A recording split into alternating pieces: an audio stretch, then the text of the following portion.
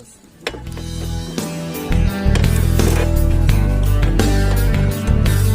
Grasa eh. Version 1 na click, magpapalit tayo ng ball race. Ano yung nararamdaman mo dyan sa motor mo? Nako, kumukontra palagi para kung may patay sa akong bigas. Ang bigat, kumakabig eh. Okay, sige, yan ang gagawin natin. Sakit sa balikat. Bago natin may palit to, kailangan babaklasin natin to. Hindi kasi tulad ng game changer na pwede natin dukutin dito. Si version 1, talaga pong babaklasin natin yung headlight, saka yung front fender, gulong, saka yung kanyang front shock. Kasi kung makikita nyo sa pinakaloob niya, maliit lang yung space niya, hindi tulad siya ng game changer na malaki. Okay, babaklasin muna natin to. Sarap ng mami dun eh.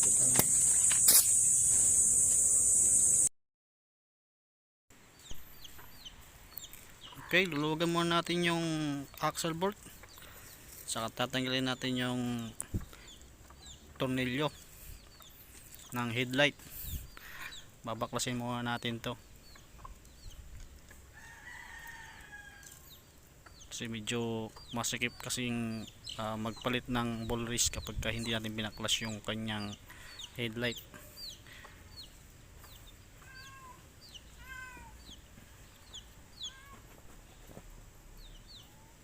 Ito mga sir, bago nyo kalsuan sa ilalim o bago nyo tanggalin yung gulong, luwagan nyo muna yung mga dapat natin luwagan kasi medyo matigas. Sample dito, kailangan luluwagan nyo muna yan bago nyo tanggalin yung gulong, bago natin paghiwalayin. Yan, kabilaan, kasi pagka kinalsuan nyo dun sa may pinakababa sa ilalim ng araro o dikin sa may under chassis, pag kinalsuan nyo dyan tapos pinilsan nyo nito o niluwagan nyo nito, maaaring mabasag yung clearings natin dun sa pinakailalim. Kaya ganito yung ginagawa ko muna sa una, nuluwagan ko muna. Yan, sila naman natin itong tanggalin to. Gamit kayo ng DCP sa 14. Ano po,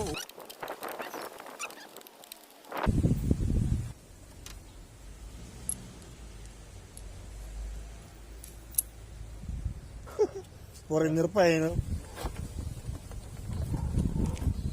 Kapag pala ng TV niya. Pala hindi basta-basta mga... yan, ganyan lang yung gagawin nyo. Iaangat nyo lang yan, huwag nyo nang babaklasin yung clearings kasi parehas pa rin ang gagawin nyo dyan. Iaangat at iaangat nyo pa rin. Ito yung luluwagan natin mamaya. Ito yung tatanggalin natin. Medyo kinalawang na talaga. Susunod natin yung gulong, tatanggalin natin. Takot na lang ang ulan.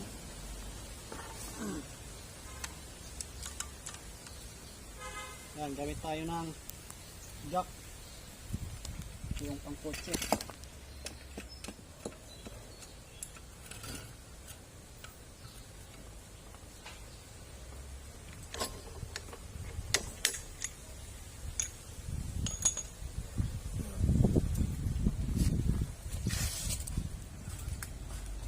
Ako nang nagawak.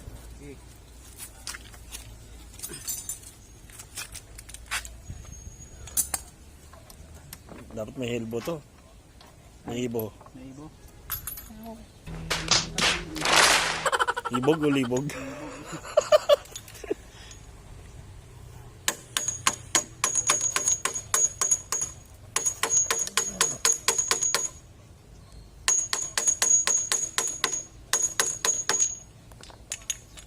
Pala yun. Ganun pala yun. Yan, matigas oh. Oo, kumakabig eh.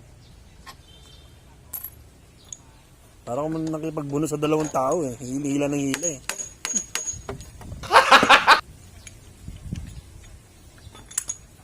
Hindi pa ako sumimplang.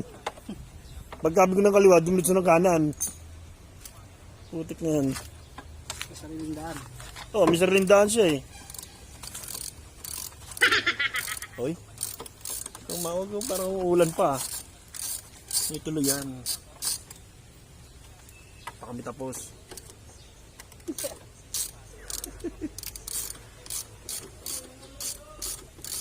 Naulan. Putik na yan.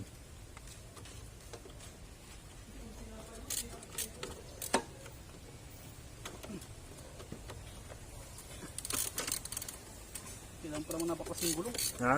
Yan ang nabakas yung gulong. Kaya nga eh. Hindi ulo niyan. Tatangin yan eh. Paano masabi? Siguro basag yung tapalodo ilalim yan. May biyak siguro yan. Makalantok eh. Yan, natanggalan na natin yung tapalodo, shock. Yan, kinalangan din na rin natin dito. Ito na yung susunod natin tatanggalin. Yung tornilyo na yan. Yan, kailangan natin sinsilin to. Uy, yung mukha ko. Para lumuwag kasi wala tayong pagtanggal dito.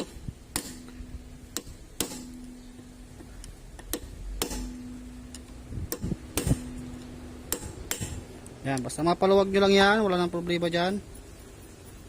Basta yung pinaka-importante dyan, hindi masisira yung trade ng ating T-post. Tipos. Kasi wala naman tayong malaking sakit na pantanggal dito.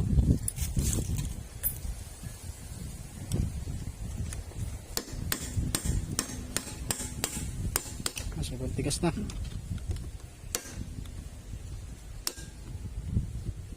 Yeah, pagka maluwag na, pwede nyo na paikutin yan. Pwede na pakuluan, palambutin. Paano masabi? Lagyan ng sabaw. Ginagawa mo. Ba't kaya ganyan, Mike? Ano yun, sa lubak o sa ano? Huwag mong gamitin. Ito hindi masira, gamitin ano? Bumili ka ng motor para may magamit. Pag hindi masira, tagong mo na lang. Yan, kailangan pa natin sinsilin dahil natanggal na yung tornilyo, hindi pa rin siya bumababa.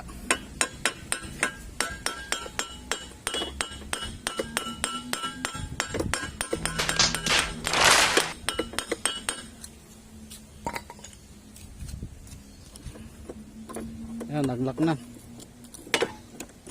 Nabas na yung palitas.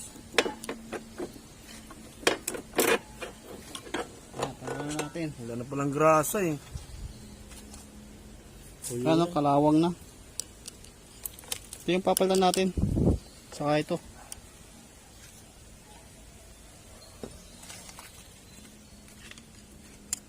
Tingalaw.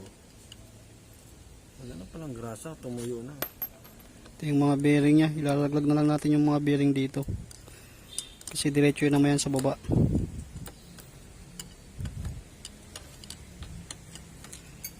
Yan, gagawin natin dito. Sinsilin natin to pataas. At yung baba, pababa rin.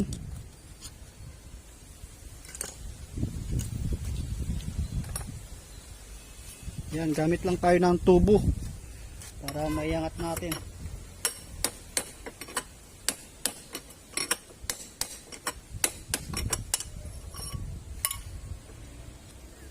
Kaya tanggalan natin.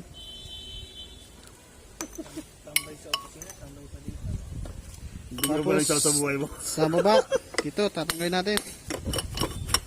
Puro tambay na lang ano. Mayaman yun eh. Hindi pa nagsahod, tambay sa opisina, tambay pa rin. Magtrabaho ka naman. Magalan tayo magtatrabaho.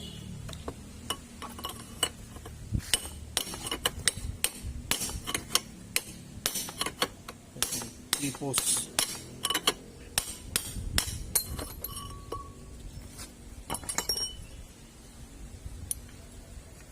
Yan, natanggalan natin yung dalawa na nakapasak dito sa chassis. Yan. Wala po tayong pang bearing stooler dito. Kaya mano-mano po yung gagamitin natin dito. Ito pa rin yung gagamitin natin pansinsil dito pag nilagay natin yung bago. Kaya pinaka-importante, ito lang yung hindi na dapat matamaan yan. Hindi ko babayaran Ay, ko, bayad kakamit yan. natin to. Ha? Sa kanila lang. Sa kundo.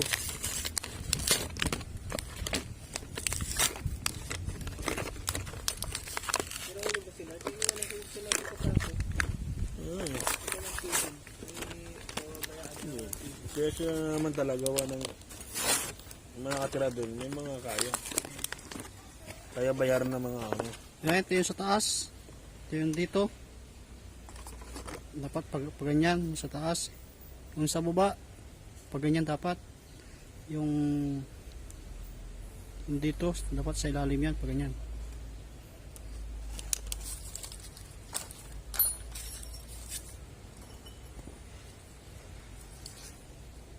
Siyempre, ito yung pinagtanggalan. Ito pa yung gagamitin natin pansensil para hindi masaktan yung ano. Hindi masaktan yung puso ng bearing. Gago! Sana all. Nasa mo na rin to. Hindi masaktan.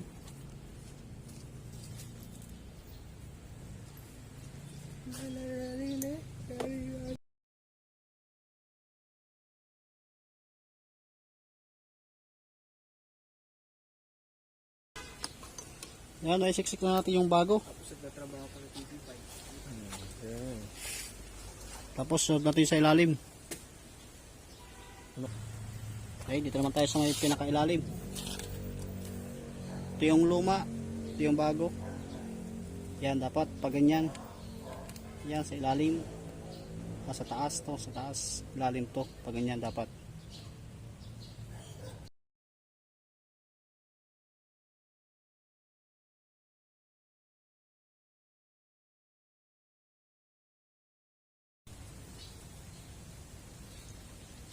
Yan, ginagawa ko dito, sinasalat ko para malaman ko kung okay pa. Kung pwede nang siksikin pa o hindi na. Sana all.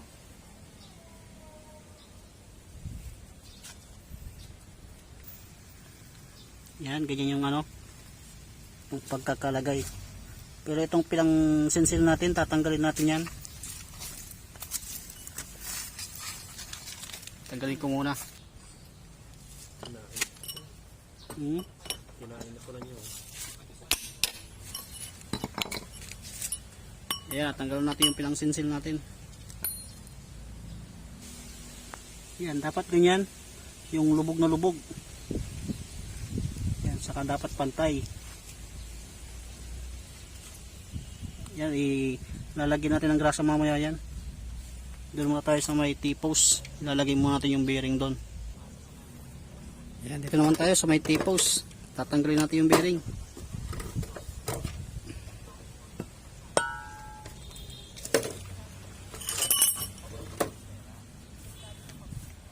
Yan, tatanggalin natin to.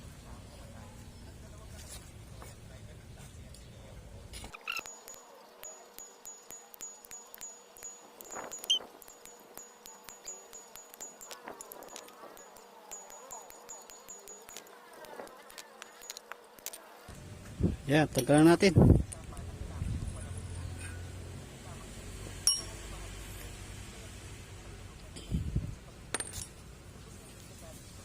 Tanggo mo na to, dapat huwag niyong tatanggalin yan. Kasi ibabalik pa natin yan.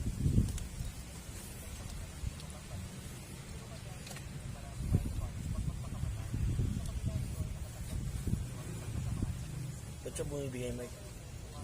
Ba't bumibigay? Ba't bumibigay yung ano? Huwag mong gamitin. Yata yan. Wala hindi na masira, no?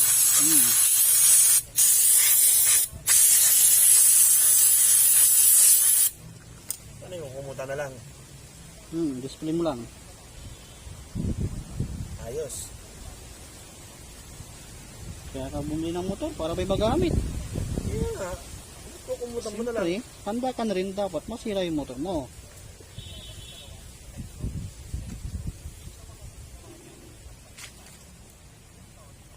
Yan, ibabalik na natin yung bearing. Bago natin ibalik, lagyan nyo muna ng grasa.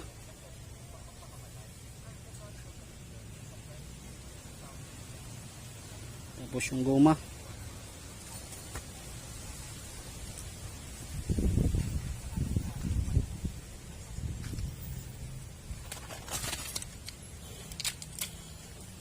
Tapos lalagyan natin yung bagong bearing. Tapos sisilin natin uli.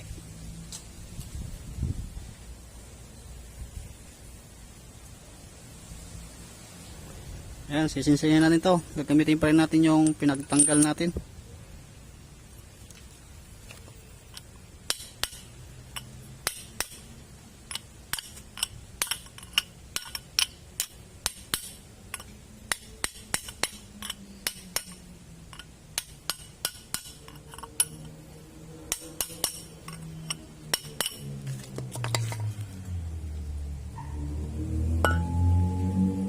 Tapos tatanggalin natin yung ginamit nating pansinsel.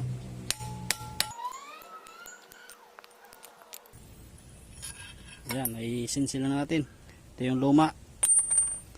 Ito yung bago. Ilagay na natin. Dapat kailangan pit na pit yan dyan. Hindi dapat na maluwag. Lalagyan na natin siya ng ball race. Yung bulitas.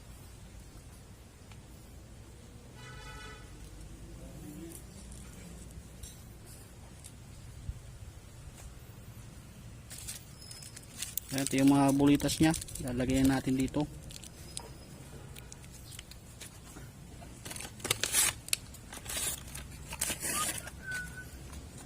Gawin ko dito, ilalagay ko dito yung bulitas para hindi mawala. Kasi pagka nawala yung isa, kulang na.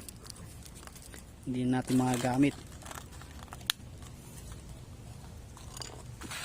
Lagay ko muna dyan para hindi mawala. Tapos lalagyan natin yung grasa. Dapat pag naglalagay kayo rito, damihan nyo ng grasa. Huwag nyo tipirin.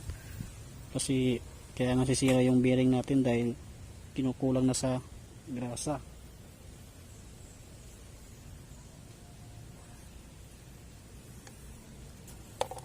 Ano ba kami sa dyan? Kantang hap.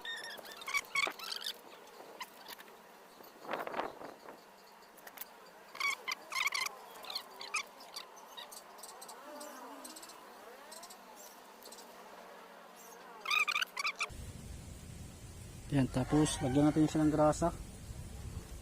Damihan natin para matagal masira.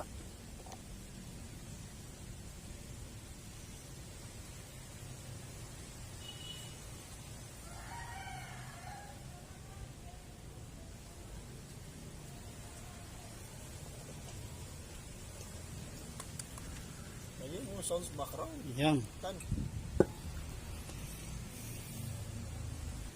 Yan, dito naman tayo sa may taas. Dahil tapos na tayo naglagay ng bulitas sa may T-post.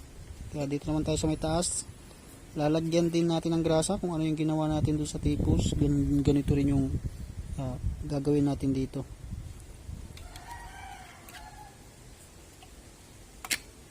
Yan, sa una, kunti lang muna yung grasa kasi ilalagay pa natin yung ball race. Yan, isa-isayin na natin yung bearing. Yan, sa paglagay niyan, isa-isayin nyo lang. Dapat walang malaglag para hindi tayo magkulang sa bearing. Tapos damihan nyo din ng grasa pagkatapos niyan. Yan, sobra na ang dalawang bulitas. Minsan sakto, minsan sobra. Itong isang bearing na to, ito yung sa taas, yun yung nakalagay dyan. Pero mamaya natin lalagay yan. Ayan, lalagyan na natin ng grasa, saka ibabalik natin yung T-post.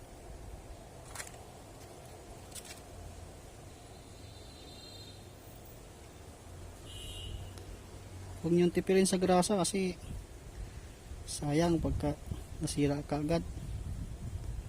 Kasi yung bearing natin nasisira yan pag kinulang sa grasa.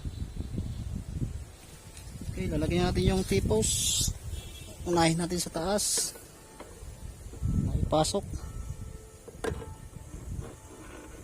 Yan, dyan na. Tapos hahawakan nyo yan hanggat hindi pa natin nahihigpitan. Hawakan nyo sa pinakababa yung T-post. Yan, tapos lagyan natin yung isang bearing. Saka yung cover. Huwag nyo munang pipitawan sa pagkahawak ng T-post kasi madidisalign yung mga bulitas. Magbaback to zero tayo ulit pagka na-disalign. Kaya hawakan nyo lang ng ganyan hanggat hindi nyo pa nakukuha yung saktong higpit.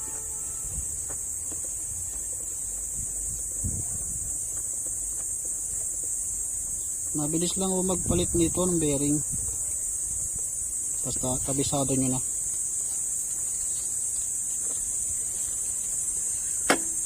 Ayan, pwede na siyang pitawan dahil nailak na. Kaya sunod naman natin to, yung tornilyo, yung nut.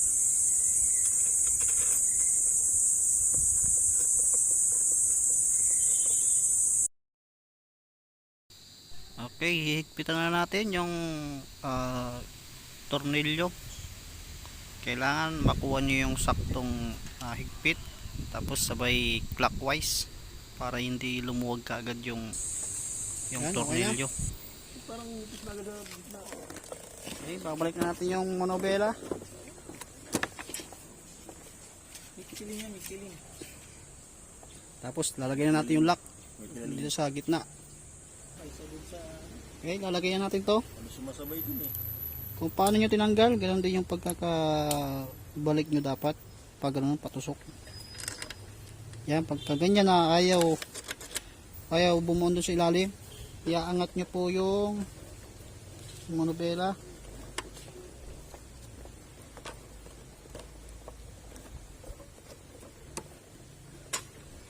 Yan, iangat natin.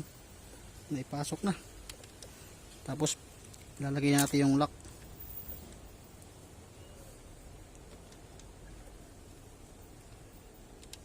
Kasi pagka wala ito, gumagalaw yung manobela natin. Ayan, iikpitan na natin. Ay, iikpitan na natin. Gamit tayo ng 17. Tuloy ng sniper eh. Huwag po kayong gagamit ng open kasi malulostred yung ating tornilyo. Kaya nga. Higpitan niyang mabuti yung tornilyo na yan para hindi gumalaw yung manibela natin. Yes, sunod naman natin yung shock. Ang tanggalin yan. Ang galing.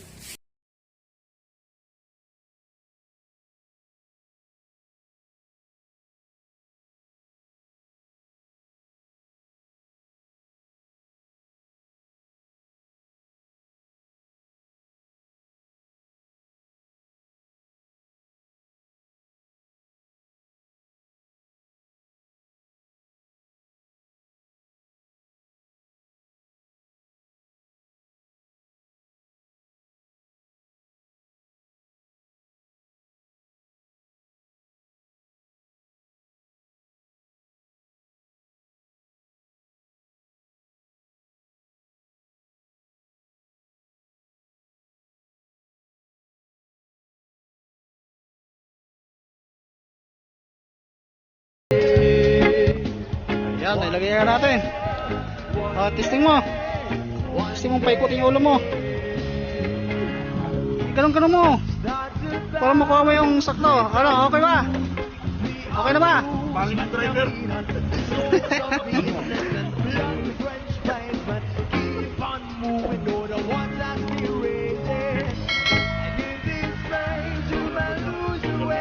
Okay, yan. Okay na daw. Ganda na lang to. Salamat.